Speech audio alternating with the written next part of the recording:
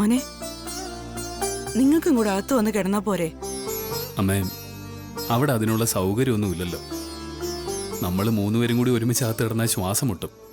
അതിനേക്കാളും നല്ലത് അമ്മ അവിടെയും ഞങ്ങൾ ഇവിടെയും കിടക്കുന്നത്. അമ്മയ്ക്കും അവിടെ മനസ്സമാധാനമായിട്ട് കിടന്നുറങ്ങാം, ഞങ്ങൾക്കും ഇവിടെ കിടന്നുറങ്ങാം. പുറത്ത് നിലാവത്ത് ഈ കാറ്റേറ്റ് ഇങ്ങനെ കിടക്കുന്ന സുഖം AC റൂമിൽ പോലും കിടന്നാൽ കിട്ടില്ലെന്നാണ് എനിക്ക് തോന്നുന്നത്. മുത്തശ്ശനെയും കൂടി ഇവിടെ കൊണ്ടുവന്ന് താമസിപ്പിച്ചാ കൊള്ളാന്നാ എനിക്ക്.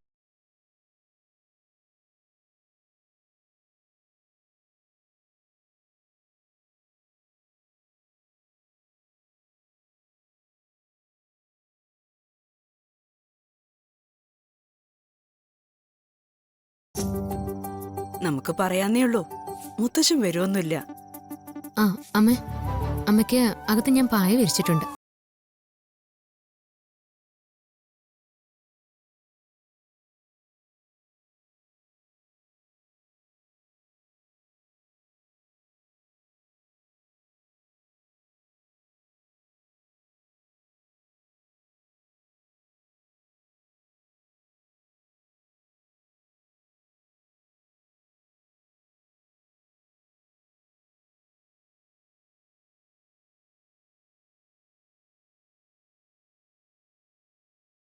അവർക്ക് നല്ല ആരോഗ്യവും ഐശ്വര്യവും ബുദ്ധിയുള്ളൊരു കുഞ്ഞിനെ നൽകി അനുഗ്രഹിക്കണേ. പല്ലവിക്ക് നല്ല ബുദ്ധി നൽകണേ. അവൾക്കും ഭർത്താവിനും നല്ലത് മാത്രം വരുത്തണേ. കാത്തുരക്ഷിക്കണേ ഭഗവാനെ.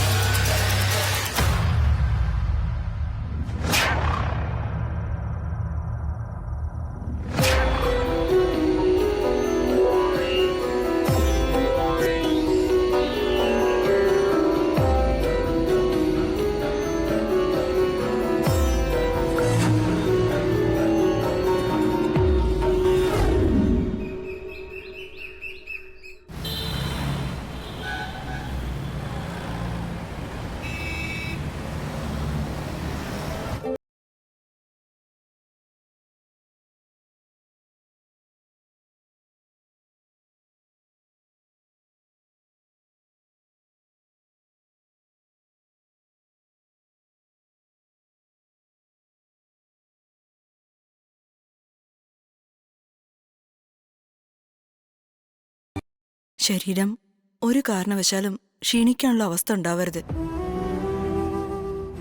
എനിക്കിവിടെ നിന്ന് ഇതൊക്കെ ചെയ്തു തരണമെന്നുണ്ട്. പക്ഷെ അവിടെ മുത്തശ്ശൻ മാത്രമല്ലേ ഉള്ളൂ. ആ പാവത്തിന്റെ കാര്യങ്ങൾ നോക്കാൻ അവിടെ വേറെ ആരോ ഉള്ളത്? അമ്മേ, അമ്മ അതൊന്നും ഓർത്ത് ആദ്യ പിടിക്കണ്ട. അതൊക്കെ ഞാൻ ശ്രദ്ധിച്ചോളാം. അമ്മയ്ക്ക് സമയം കിട്ടുമ്പോ ഇടയ്ക്ക് ഇതുപോലെ ഒന്ന് വന്നിട്ട് പോയാ മതി.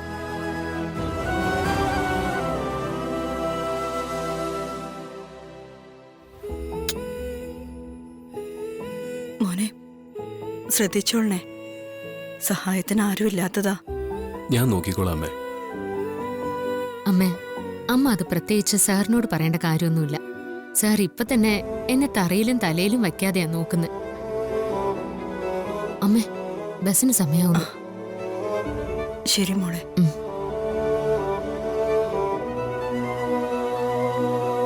മോളെ, ഇനി അങ്ങോട്ട് ചിലപ്പോ നല്ല ഛർദി ഉണ്ടാവും. അത് വരാതിരിക്കാൻ പച്ചക്കർപ്പൂരെടുത്ത് സാരിത്തുമ്പിൽ കെട്ടിവെച്ചാ മതി. ശരി അമ്മേ. സർ, അമ്മേ ഒന്ന് ബസ് സ്റ്റാൻഡിലാക്കുമല്ലോ.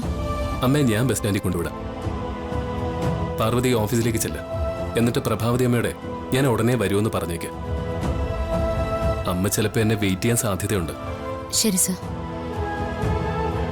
എന്നാൽ ഞങ്ങൾ ഇറങ്ങട്ടെ. അമ്മ വരണം. മോളെ,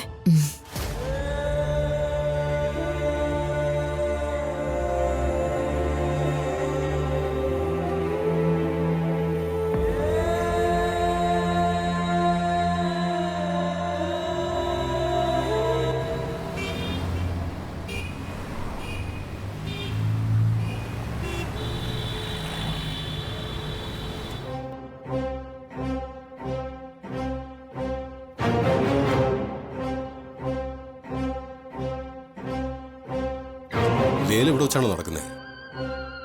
കളക്ടർ മറ്റു ഉദ്യോഗസ്ഥരൊക്കെ വന്നായിരുന്നോ? അവരൊക്കെ ഇപ്പം തന്നെ എത്തും. ലേലം ഇവിടെ വെച്ച് നടത്തിയാൽ മതി എന്നാ പ്രഭാവതി മാഡത്തിന്റെ തീരുമാനം. അങ്ങനെ എല്ലാവരോടും പറഞ്ഞിരിക്കുന്നു. എന്താ പ്രഭാതി മാഡം, ലേലം എന്താ ഇവിടെ വെച്ച് നടത്തുന്നത്? ലേലം ഇവിടെ വെച്ച് തന്നെ നടത്തുന്നതിന് കാരണമുണ്ട്. എത്ര വലിയ തുകയായാലും ഈ ലേലം ഞങ്ങൾ തന്നെ പിടിച്ചിരിക്കും. ഡിസ്റ്റിലറി ഞങ്ങൾ തന്നെ സ്വന്തമാക്കും. അതിനകത്തുണ്ടാക്കുന്ന മദ്യം ഞങ്ങൾ തന്നെ വിതരണം ചെയ്യും. അതാണ് ഞങ്ങളുടെ തീരുമാനം. അപ്പൊ ഈ ലേലം ഇവിടെ വെച്ച് തന്നെ നടത്തുന്നതല്ലേ ഞങ്ങൾക്ക് സൗകര്യം.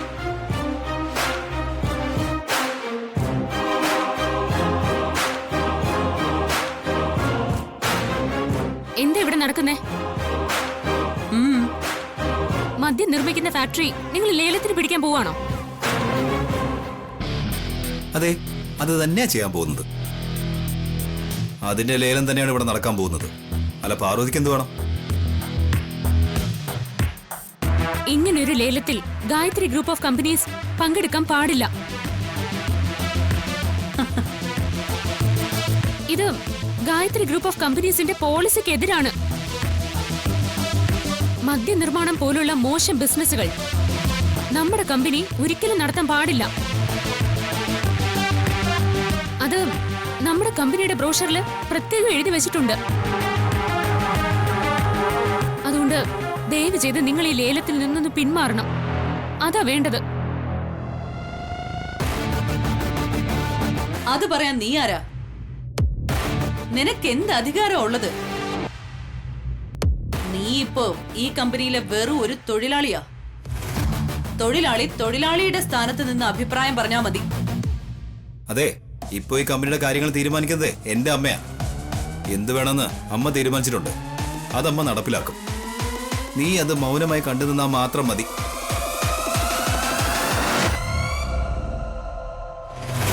ആ, വിശാൽ എവിടെ? ലേലത്തിനുള്ള തുക ക്യാഷർ അവനെയല്ലേ ഏൽപ്പിച്ചിരിക്കുന്നത്?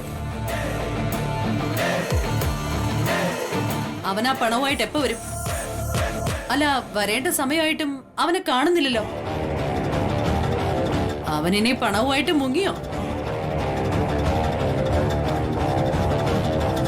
വിശാൽ സാർ ഒരിക്കലും നിങ്ങളുടെ പണമായിട്ട് മുങ്ങില്ല. സാറിന് അതിന്റെ ആവശ്യമില്ല. സാർ വരും. ഉടനെ തന്നെ സാർ നിങ്ങളുടെ പണവുമായിട്ട് ഇവിടെ എത്തും.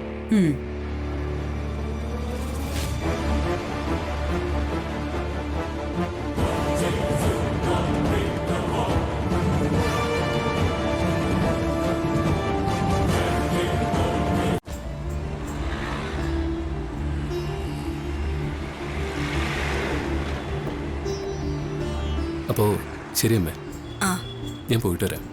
ശരി മോനെ.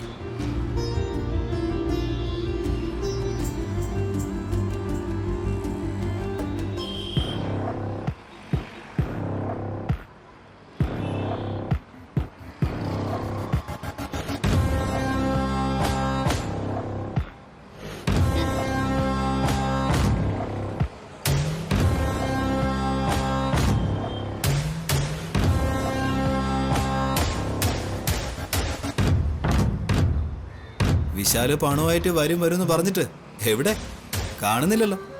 വരും, വിശാൽ സാർ വരും. നിങ്ങള് ഒന്ന് സമാധാനമായിട്ടിരിക്കുക.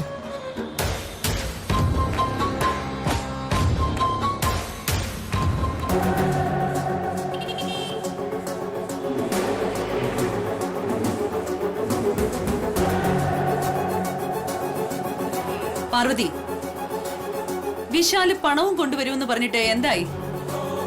അല്ല, ഇനി ആ പണം വല്ല കള്ളന്മാരും മോഷ്ടിച്ചുകൊണ്ട് പോയിട്ടുണ്ടാവോ?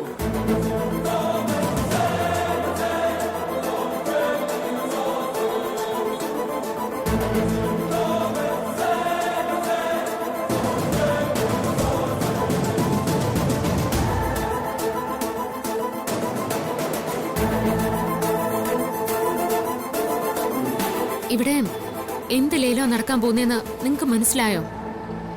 മദ്യവ്യാപാരത്തിന് വേണ്ടിയുള്ള ലേലം. അത് നമ്മുടെ കമ്പനിയുടെ പോളിസിക്ക് എതിരാണ്. ഗായത്രി ഗ്രൂപ്പ് ഓഫ് കമ്പനീസ് ഒരിക്കലും മദ്യ വ്യവസായം ചെയ്യാൻ പാടില്ല. അത് നിങ്ങൾക്കൊക്കെ അറിയാലോ. നമ്മുടെ കമ്പനി മദ്യ കച്ചവടം നടത്താൻ പാടില്ലെന്നല്ലേ നിങ്ങളുടെയൊക്കെ ആഗ്രഹം?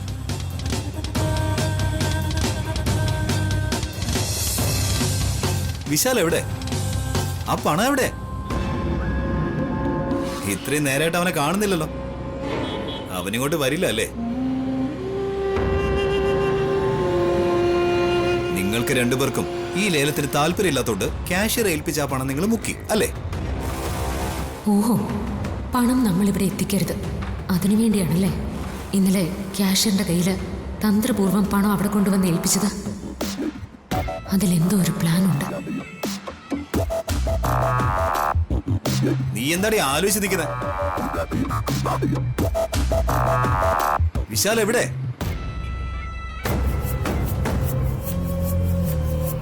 വിശാൽ എവിടെയെന്ന്? ആ പണം അവനിവിടെ എപ്പോ എത്തിക്കും? ഞങ്ങൾക്ക് ഇപ്പോ ആ പണം വേണം. വിനയ്, വെപ്രാളപ്പെടണ്ട. ദേ, പണം എന്റെ കയ്യിലുണ്ട്.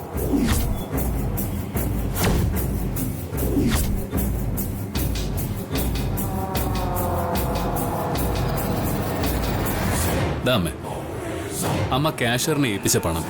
ഇത് തുറന്നിട്ട് പണം കൃത്യമായിട്ടുണ്ടോന്ന് എണ്ണി നോക്കണം.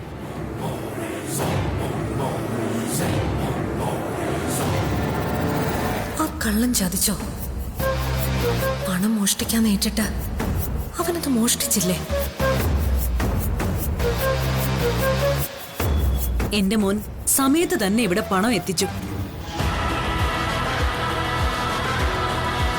ആ, ഇനി നമുക്ക് ലേലം ആരംഭിക്കാം. താങ്ക് യു മോനെ.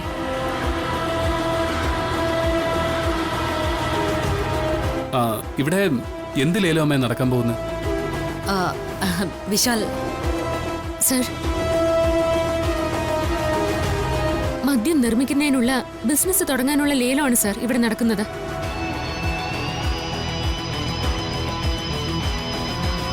മദ്യനിർമ്മാണോ? അതെങ്ങനെ സാധിക്കും? ഏയ്, അതൊന്നും പാടില്ല. അത് നമ്മുടെ കമ്പനിയുടെ പോളിസിക്ക് വിരുദ്ധമാണ്. സർ, ഞാനത് എല്ലാവരോടും പറഞ്ഞു. പക്ഷേ ആരും അതൊന്നും കേൾക്കാൻ കൂട്ടാക്കുന്നില്ല. അമ്മേ, നമ്മുടെ കമ്പനിയുടെ നയമൊക്കെ അമ്മയ്ക്ക് അറിയാവുന്നതല്ലേ? നമ്മുടെ കമ്പനിക്ക് ഒരു ന്യായവും ധർമ്മവും ഒക്കെ ഉണ്ട്. അതൊരിക്കലും ലംഘിക്കാൻ പാടില്ല. മദ്യം സമൂഹത്തെ നശിപ്പിക്കുന്ന വിഷമാണ്. അത് നമ്മൾ നിർമ്മിക്കാനോ വിൽക്കാനോ പാടില്ല. അങ്ങനെ ചെയ്ത നമ്മൾ കാരണം നിരവധി കുടുംബങ്ങൾ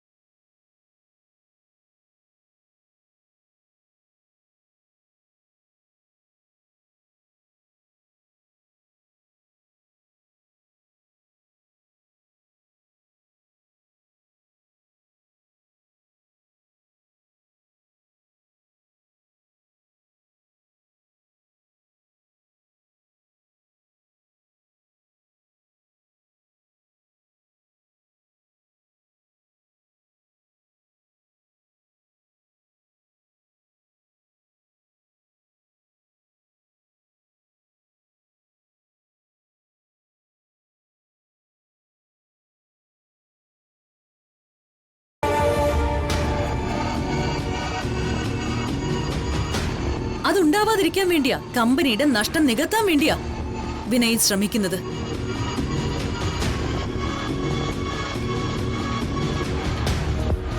മോനെ, മദ്യവ്യവസായം ലാഭമുള്ളൊരു ബിസിനസ്സാ. നമ്മൾ ആ ലാഭം മാത്രം നോക്കിയാ പോരെ. അനാവശ്യമായ സാമൂഹിക പ്രതിബദ്ധതയൊക്കെ നമ്മൾ ഏറ്റെടുക്കണം.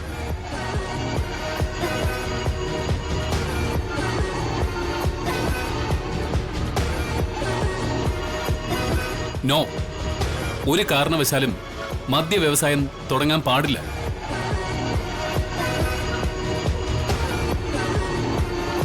എന്റെ അമ്മ ആരംഭിച്ച ഈ കമ്പനി അമ്മയെ മറന്ന് ഒരിക്കലും പ്രവർത്തിക്കാൻ പാടില്ല. നിന്റെ അമ്മ കമ്പനി തുടങ്ങിയ കാലം അല്ല ഇത്. കാലത്തിനനുസരിച്ച് ബിസിനസ്സിന് ഭേദഗതികൾ വരുത്തേണ്ടി വരും. അമ്മേ, അമ്മ ഞാൻ പറയുന്നത് കേൾക്കണം. അമ്മ ഇപ്പൊ ഞാൻ പറയുന്നതേ കേൾക്കൂ.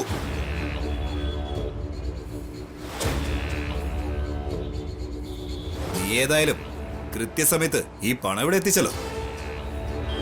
അതിനൊരു ടിപ്പ് പിടിച്ചോ.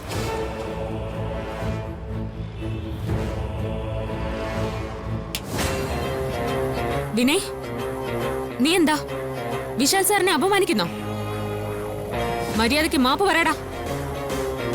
വിശാൽ സാറിനോട് മാപ്പ് പറയാൻ. നീ ഇപ്പൊ ഇരിക്കുന്ന സ്ഥാനവും അനുഭവിക്കുന്ന അന്തസ്സും ഇദ്ദേഹത്തിന്റെ ദാനമാ. അത് നീ മറക്കരുത്. തല മറന്ന് നീ എണ്ണ തേക്കരുത്. മാപ്പ് പറയടാ.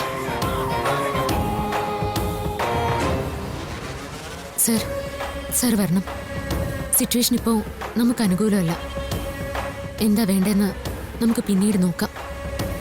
ഇവിടെ ഇപ്പോ നമ്മളായിട്ടൊരു പ്രശ്നം ഉണ്ടാക്കാൻ നിൽക്കണ്ട.